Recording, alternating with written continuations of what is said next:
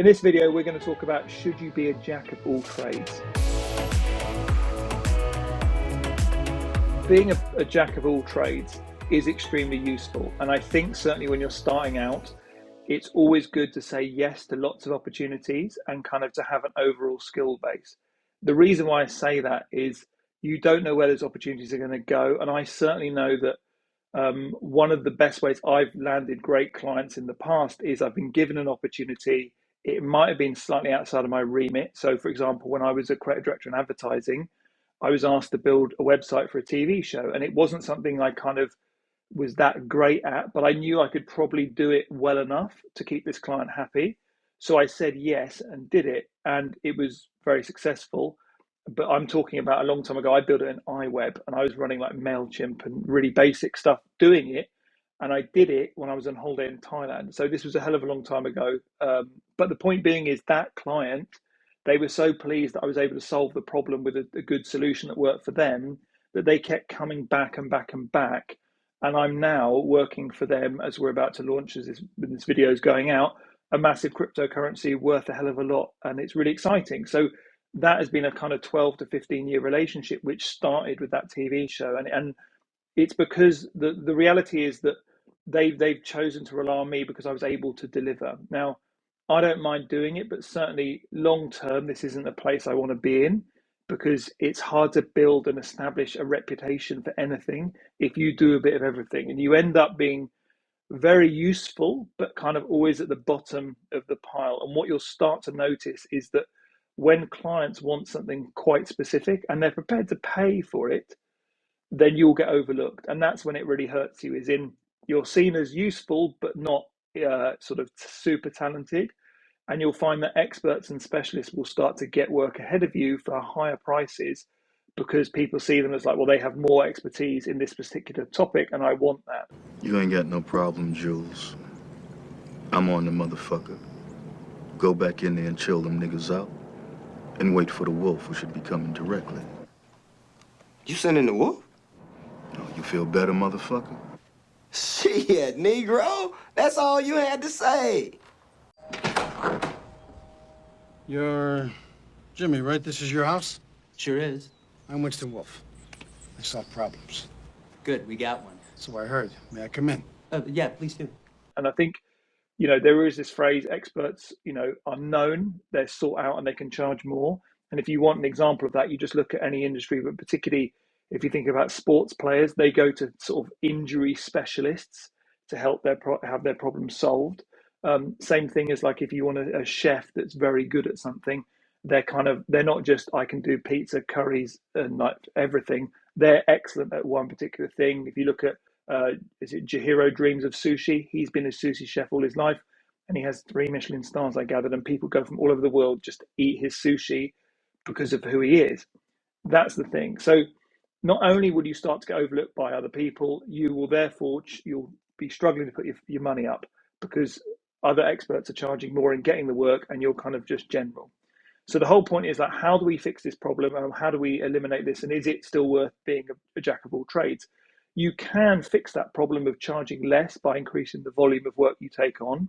But the danger again is if I'm going to take on more work, I'm probably going to take on help, which means that I'm now turning from, like I say, a designer that does a bit of everything into a project manager who manages designers who do a bit of everything. And for a lot of people, you find yourself in that role more and you go, I'd rather be working than actually managing people. So that isn't ideal. So the big question of all these things is if you find yourself being a jack of all trades and it's going well and you want to pursue a career in this industry, you have to ask yourself, where do you want to take your career? Because ultimately, there's going to be stuff you enjoy and there's going to be people you want to work with. And if you want to ever reach the level to work with those people doing what you want to specialize in, the very nature of being a specialist means you have to specialize, which means you're going to have to eliminate what you do.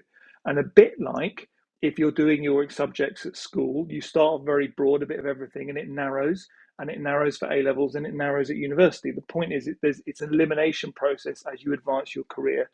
And it's the same here. And if you, again, I draw these comparisons, but if you were looking at getting pizza from a restaurant, and you would probably go to a pizza restaurant rather than a restaurant that does burgers, pizzas, curries, fish and chips, Thai food and everything, because you would trust them and say, well, they're going to be better because that's all they do. And what you'll find within just the pizza restaurant, there is about 20 choices of pizza. So it's actually what would appear to be quite narrow and limiting of just doing pizza isn't at all. And once you've dived in and niched down, there's a lot of variety in there. So when it comes back to what you want to do, I would absolutely recommend moving away from the jack of all trades model and looking to sort of niche down. And the two areas you would look to immediately narrow what you do would be the service that you offer. So if you go from design, photography, branding, or websites, you would just stick with just branding. And then I would also narrow it down to just one industry. So you're now offering one service to one industry, which has eliminated so many more people, which is fine. The problem being is if you're doing lots of those jobs, let's say, even if you just do branding, but you do it across 5 different industries, your level of industry knowledge is quite low. But if you do 5 branding jobs within one industry, it compounds itself because now you're learning loads about that industry, and all of that knowledge you take forward into each job. And what you'll see is your success rate will improve because you'll understand what the industry needs and the job needs. And therefore, winning clients is easier. So you'll get to win more clients because you understand what they're struggling with. You'll have more case studies to prove you know what you're doing.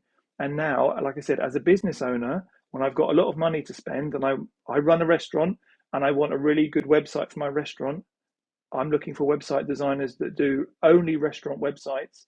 If you do that and you've got 5 or 6 examples of how you've helped people, I'm going to come to you looking to give you a lot of money to help me fix the same problem that they were doing. And that's how you establish your reputation faster, and then you elevate yourself and charge more. Now, the good thing about this is if you look at, say, you were focusing on, let's say you started with hotels as kind of your niche area, what you have there, you build your credibility in that industry, and then you can use that to move sideways. So if you wanted to start with hotels, you might go, well, I'm going to go and now move into restaurants, which are similar but slightly different, but you carry the credibility over. Or I might move into gyms and spas, which are similar, but I have enough industry credibility to understand how they work, enough referral partners to get me introduced and get work. And now I've freshened up the industry I'm serving, and I'm not bored now. And the good example of this is Tony Robbins, who we all know is been immensely successful sort of motivation, but he started selling, I think, nutrition and supplements, established himself, and then moved sideways into other kind of lifestyle services that the same clients were also buying. Having now, he was obviously established and well known. So for me, being a jack of all trades isn't a bad thing. Certainly in the beginning, it could lead to loads of opportunities. But the sooner you can begin to narrow down who you serve and how you serve them, the quicker you establish your reputation and the quicker you can start charging more. And you actually go from always chasing clients to getting clients coming back to you. And success always goes that way.